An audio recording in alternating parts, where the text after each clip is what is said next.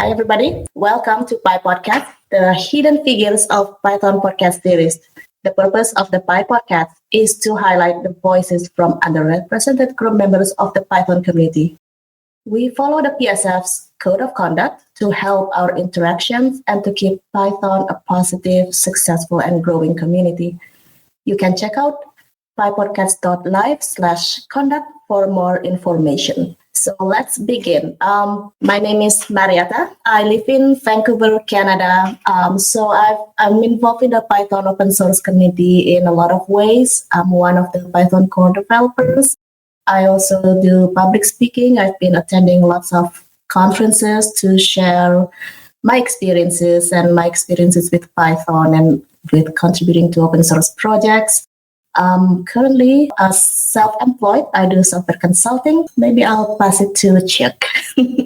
Yeah, hi, I'm Chuck, and I have been I've been volunteering for lots of conferences. I tend to not count these days because otherwise it would give me anxiety. And I'm currently now serving in the PSF board, and so happy to do more of these. I am glad that everybody loves Pi Podcasts, and so we are happy to have Niharika today with us. Thank you so much, Marietta and Chuck. I am Niharika, everybody. I'm really, really excited to be joining this episode of Pi Podcasts with two eminent ladies that I look up to in PyCon community, and I'm really, really excited to be here. I'm here to share my experiences in PyCon community, in open source, and also some of the most interesting things I learned and the fun I had being part of this community. And thank you so much once again for giving me this opportunity to be on to this Pi Podcasts, and really excited, looking forward to hearing more and chatting with you. Thank you. As mentioned, one of the goals of our podcast is really to share stories and journeys of underrepresented group members in this community. And I think I heard about your story and it's really exciting. I feel like more people should know about you and then learn from your journey and then to inspire lots of people. So can you tell our listeners your journey in technology? I know you studied technology and you graduated from university recently. How about share that with us? Definitely. So basically, I'm right now working as a software developer at Accenture. It's been 3 years now. And one of the most challenging part for me in my career has been job and working after graduation, job. Everything has been quite challenging. I graduated during COVID, and getting a job, sticking to a job that I never wanted to be in, and missing my dream job or not able to fulfill my goals has been one of the greatest disappointments, I would say, I had. And it's been a roller coaster. But then there was one thing that always kept me going, or other than job, there is one thing that made me do a lot of stuff, explore every technological aspect, is participating and contributing to open source and Python community. I think definitely coming from a women's university or women's institute in my place here, it's one of the greatest asset I had. The amount of encouragement I got during and also after my college to contribute to open source community, and to know the value of being a woman in tech and help more and more women. All these aspects, I think I got to experience and learn from early stage in my college. Not a well-known college, but yet I got the opportunities and made the best use of it. I think this community gave me a lot of strength to work professionally. As I said, this wasn't the job that I wanted to be in. Later, dealing with a lot of anxieties and stress, depressions, I couldn't much. I feel I achieve in terms of job according to the goals I set. But then this community, participating in Python events, conferences, other than my job, has always given me that strength to keep going And I love being part of this community, and it has given me a lot of strength. And I also would suggest a lot of women to be part of this, no matter how you're doing personally or professionally in your life. Yeah. May I ask, what's your dream job? My dream job, uh, definitely, I would say it's nothing like a particular dream job. I just wanted to be an entrepreneur, being honest. Oh, And I wanted to start that from an early stage of my career, but that's another thing that I really couldn't work on it on the right time, and I definitely consider myself a failure in that particular aspect. But then you can as still I work towards it. You can still be Yeah. an entrepreneur. or probably I wanted to end up in a job which is probably more high paying in a big giant fang, as people mention with that. There's a lot of peer pressure in tech industry, if you see in India and also elsewhere, that your first job after graduation is into a fang or a big multinational company, which is very very high paying, and you're kind of doing great. Yeah, but that definitely didn't happen. But I'm really fortunate to be in the company that I am in now and doing my best, however it is. Probably I couldn't have explored some other stuff around the globe other than my job if I wouldn't have been in this particular company. Probably it was written this way, Yeah. and But I still think you can still be an entrepreneur, and I'm glad Yeah. that you have the Yeah. spirit Yeah. for it. Yeah. I feel like your career just started. I know there is like you can still work towards your dream job. I'm sure of that. Yeah. But it was I felt somewhat sad to hear about, things that were depressing for you. And although I'm glad to hear that, the Python community was there for you, maybe if you could share a little bit, like, how did you found the Python community, and maybe how did the community help you? Because you mentioned that, Yeah, sure. Firstly, I started my open source journey because through open source was my initial step to exploring Python or PyCon community, and then PyLadies. I think it was PyCon India in 2017, which was my first conference. From there, I started contributing to FOSS Asia, and from FOSS Asia organization, I discovered Python community, Linux, and many other communities. But then PyLadies was something that stuck to my heart a bit more closer. As I said, coming from a women's college, somewhat I was focusing on how women oriented communities are running around, other than how the institute runs. And that's how I explored PyLadies. And initially, I didn't know anything about coding because I was not a person who's geek into coding or who loved working on coding and software stuff initially. But then slowly after coming to Python, I realized it's not just the code contribution that you do.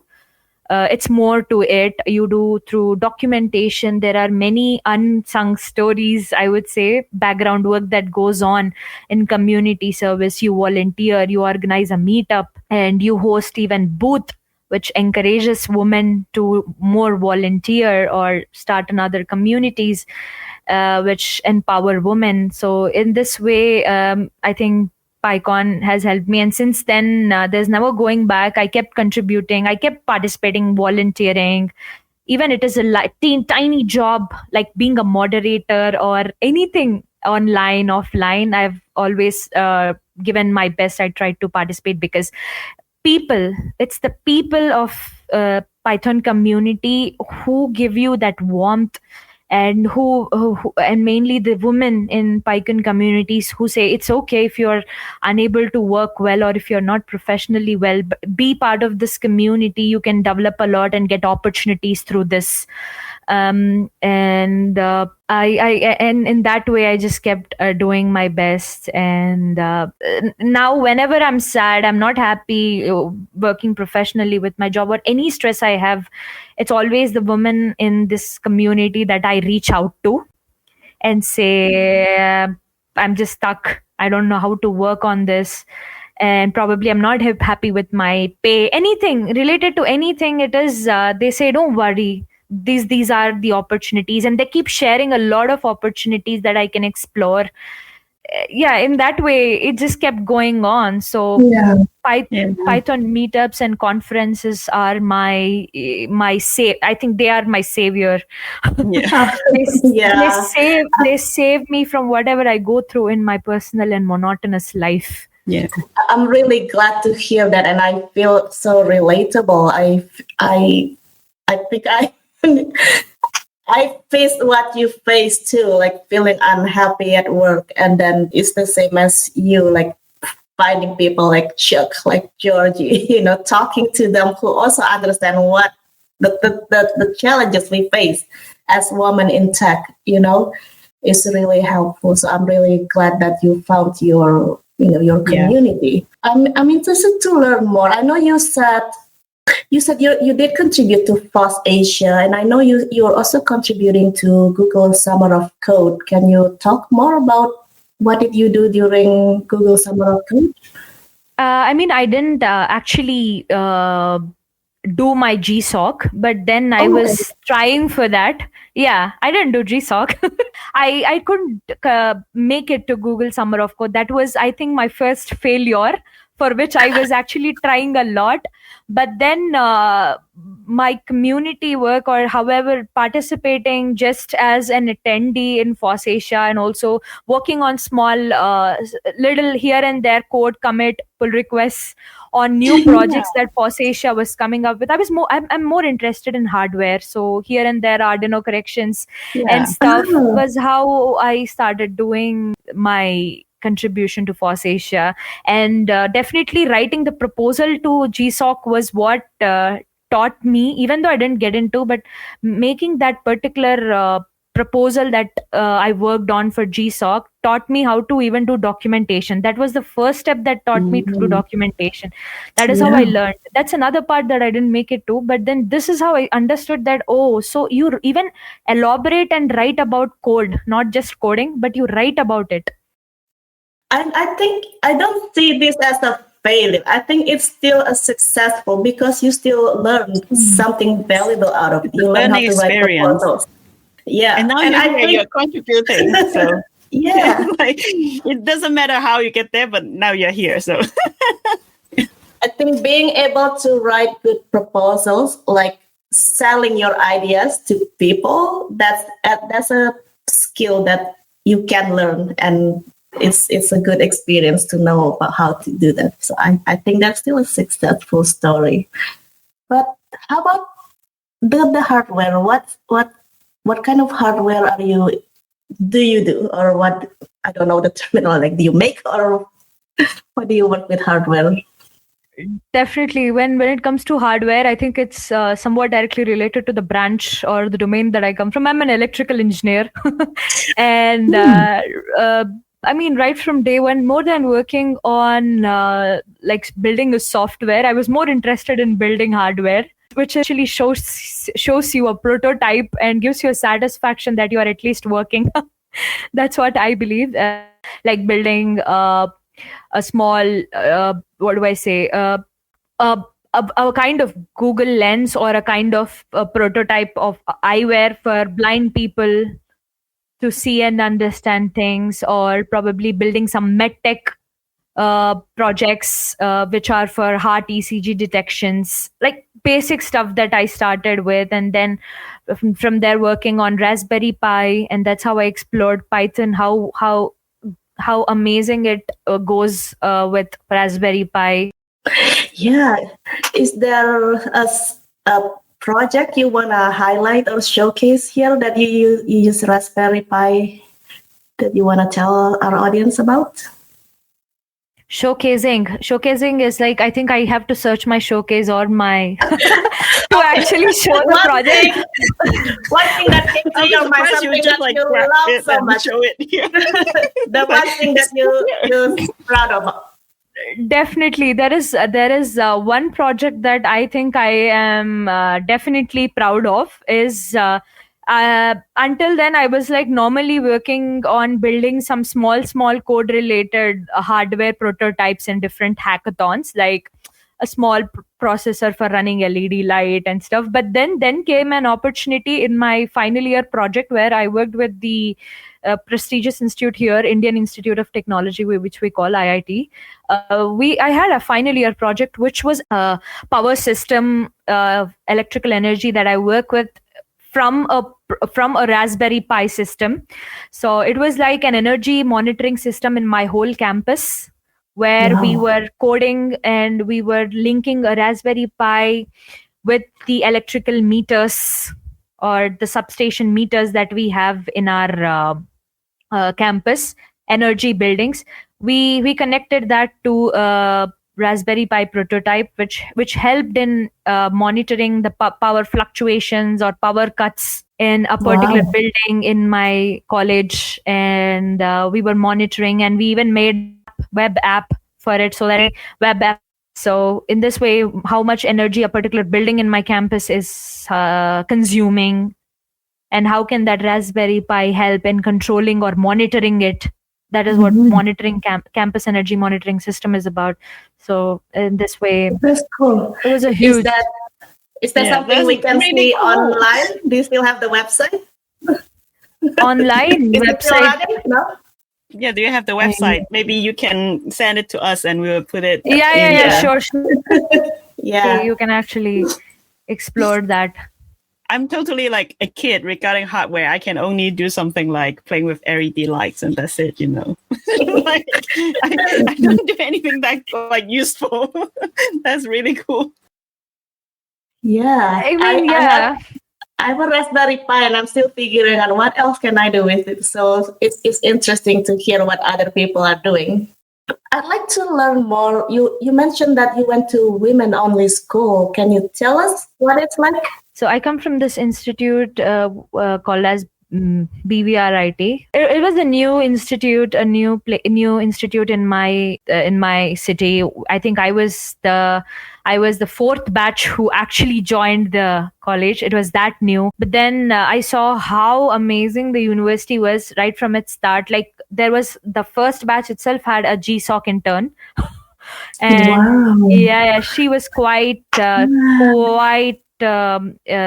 engaged in open source and FOSSASIA. She also started her journey with FOSSASIA, and there are many other women as well who were contributing. And I was quite amused that being a new and not so known institute, it has done a lot. So even the little opportunities that I got in my institute, like we had a small meetup by FOSSASIA. That was the first meetup that was organized in my institute that gave me a kickstart to exploring open source. I think that was even the first time I explored something called as GitHub.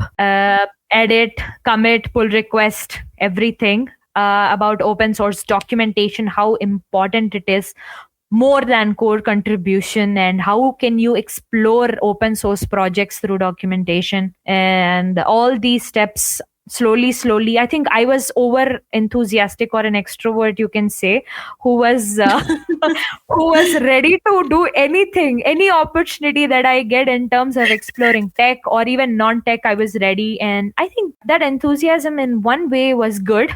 That it brought me to the place that I am in right now. The opportunity that I'm Yeah. able to get. I'm speaking with you people across who are from different places and doing a lot of crazy stuff. So I think That that makes is you a cool. very good entrepreneur and you should not give up your Yeah. dream. Yeah. Yeah. I think it's really cool that they're telling you about open source right at during university, during college, because I heard yeah. they talk about open source when I was going to university, but it was very basic. They didn't teach us how to be involved. They just teach us open source is like these are the license. It means if the code is available or something like that. But they didn't really teach us how to collaborate or contribute. Exactly. So I think that's a really good experience for you See, in your that's what I want to school. say. For Yeah. beginners like Mhm. me, or for many women who just get started or who just want to understand what open source or even tech industry is, it's not the code part that starts with. I would not agree, because no person as a beginner knows how to code really well. Everyone is like even less than a beginner when they get started with their open source. So probably it's understanding the documentation, getting involved in the meetups, conferences. Probably that could be the way they can get started with the coding part as well, the code contributions as well. So yeah, every time I contribute to a new project, I feel like a beginner, like because you're not familiar with it. It's like, I think it's absolutely fine if you feel like a beginner, because that's the normal thing. Exactly. Yeah. So can I ask then, it's because you went to women only, from women only school, and then when you went into your professional life, of course, it's not all women. And I don't know about you, in my experience, it's mostly men. How do you find the difference between these two, environments? I think definitely, like when you travel to a new country, you experience culture shock. But for me, yeah, when you experience culture shock, but definitely for me, it was when I went coming from a women's university where it is a bit tightly packed with one gender oriented goals and goal settings or teachings or environment, stepping into the industry or world. I started it from the university, like from my university as well, getting involved in Toastmasters, trying to interact with other genders and stuff. But then it was definitely a tech shock for me, like culture shock. I would have my own word term, tech shock. That is, I saw the whole industry in general is really dominated by men. I saw more men involved. I saw men a lot into development, this organizing and stuff. More men, and I was like, okay, here there is a bit less ratio, and it's definitely a bit like men are more involved. But then in that, from this phase to that phase, I thought, as a woman, I have to do something. I have to do something. It was definitely difficult for me initially. Like even though I'm an extrovert, for me it was inside. I felt like I'm an introvert to get conversation started with men asking me, please guide in my career, or how can I as a woman as well start contributing and volunteering, or even as a code contribution, how can I get started? It was definitely a bit difficult for me initially, but then thanks to PyLadies and Women Who Code, there are many other communities who balanced the gender tension that I had in my mind during the shift. I saw, no, there are women communities who are working. I can go there and I can even come here. I can balance in between both, because in my job, my whole team has more men, man. Seriously, it's more men. So this is the way this community taught me how to behave, how to speak, how I should maintain my personality while balancing both in profession and in while trying to get myself involved in this community work. How's the work culture difference? Like, a all women culture and a all men culture. Do you think like kind of the power hierarchy is a little bit different? Yeah. It's definitely different. When you deal with more women oriented, a lot of attention is given to you, just to you. And every single thing you do as a woman is probably noticed. In general, whatever you do is noticed, and like in terms of like, hey, yeah, she did this and she did amazing. A small little thing or a job and a woman tries something new is appreciated in communities, and immediately they're given.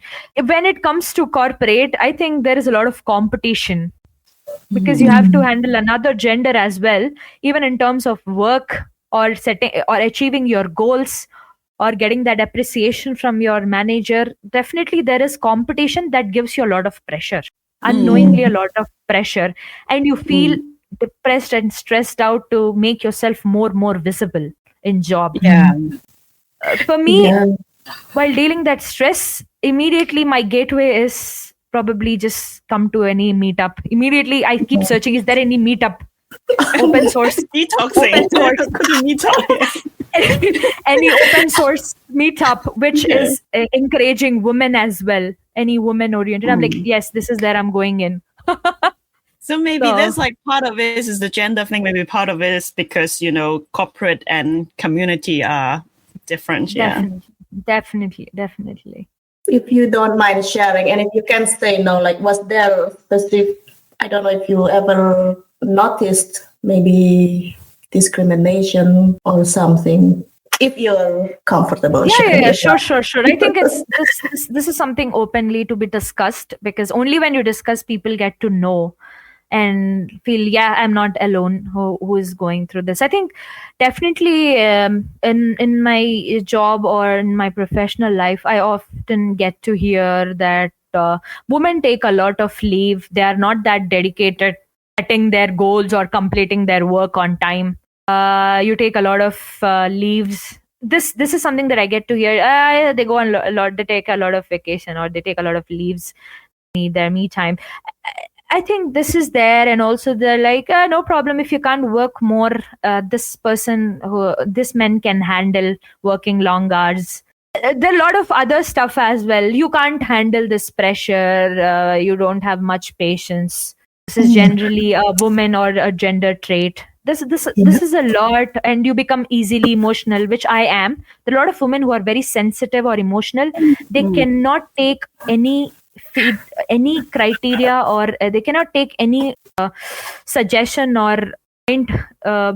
They take to heart. I mean, if I am suddenly said, you don't work well, she doesn't work well, her work is not visible, she's like that. When they say, there are many women who take that very seriously. They become sensitive, emotional, and in corporate, when you work emotionally, you cannot survive.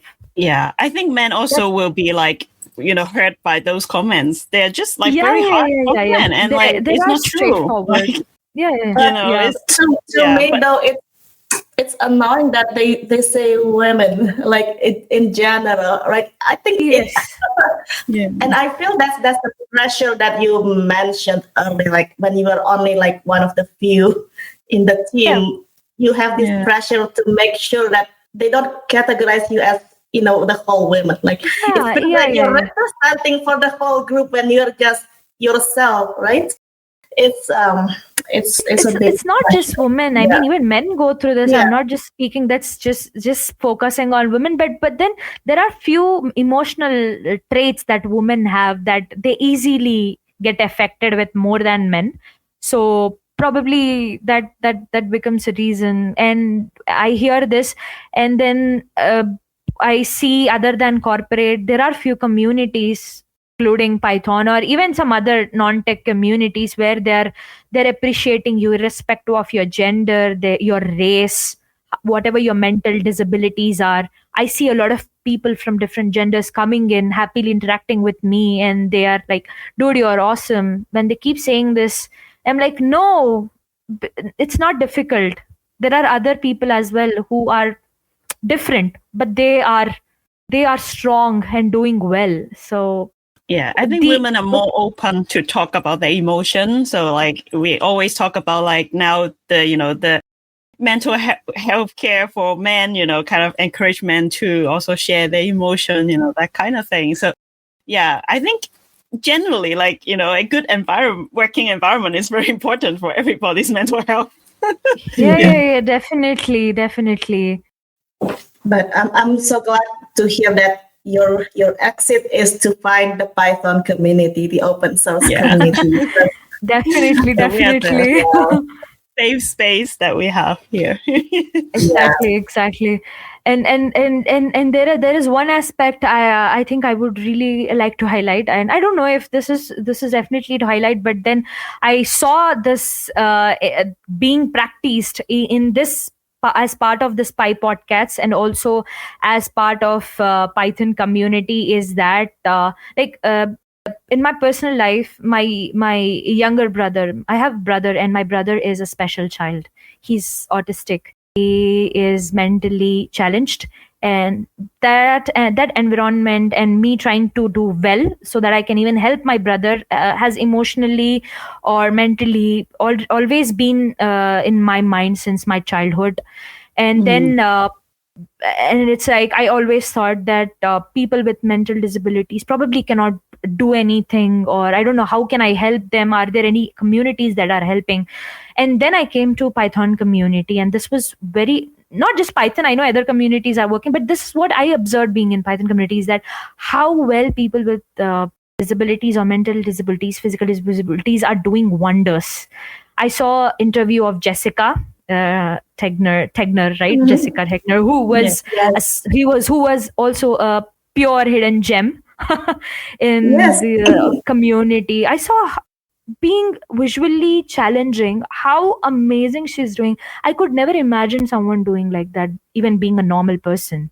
And this encouraged me a lot, and this also was one of the aspect that I always wanted to emotionally get connected and give my best to this community. And this definitely was that Yeah. point that always encouraged me and gave me energy, how amazing people in this community are. I feel like everybody have a superpower in the community that is hidden, and I'm still discovering everybody's superpower like every day. I was like, you can do that? You didn't tell me. Like, you know, I've like we know each other for so long, you know. Yes. There's so many amazing things happening in the community. There's like so many hidden talents, you know, like. Yeah, and we just need to have space. We need space for them to share all of this, right? That's why Definitely. this is one of the spaces for that. Yeah. And each time I listen to each of our episodes, that like I am awed myself, like really impressive to see them. Yeah. I think we are getting at the end of the session here. Is there any other closing remarks, or do you have advice to share to the community? Definitely. There are a few things that I encountered. So I would also try to probably just tell people that probably this assumption is wrong, or it's there's more to it. There are a few things that a lot of people ask me, or even say, hey, Python community or just these tech communities are all about coding and speaking or being an entrepreneur, having a huge great tech profile. I did this, I did that, entrepreneur. Is it that you have to be a well established person who even knows how to code, who's good at everything? Only then am I eligible to contribute? This is an often question that I get. I'm not a good person at everything, but I really am enthusiastic to contribute. I would say yes, you're in the right place. You really don't need to be on a well a multi-talented person in all the aspects to contribute to any community. Just start doing as volunteer, make networks, a lot of background work. It's more than just speaking and code contribution. Be part of an organization, keep people engaged. Registration desk is my favorite place in conferences, where I happily invite people, and those smiling faces on the first day of conference, being all these volunteering works, or just being an attendee and gracing a conference and making it a huge successful thing, is also more to just being a multi-talented person. You can just be a normal person and get started. So this is one thing I would like to say. Yeah. Well, I mean, you're special, and I would say that it's a cliche, but everybody's special, and I'm so glad that you're here. I'm so glad that everybody's here. All right. Well, thank you, everybody. Thank you, Niharika, for joining us and sharing your stories. I think it's really inspiring, and I really hope that people who listen to your stories, they become inspired. Like they realize that, you know, they can do it too. There's so many paths to the Python community and to tech. So, thank you again. Thank you, everybody. Bye. Bye.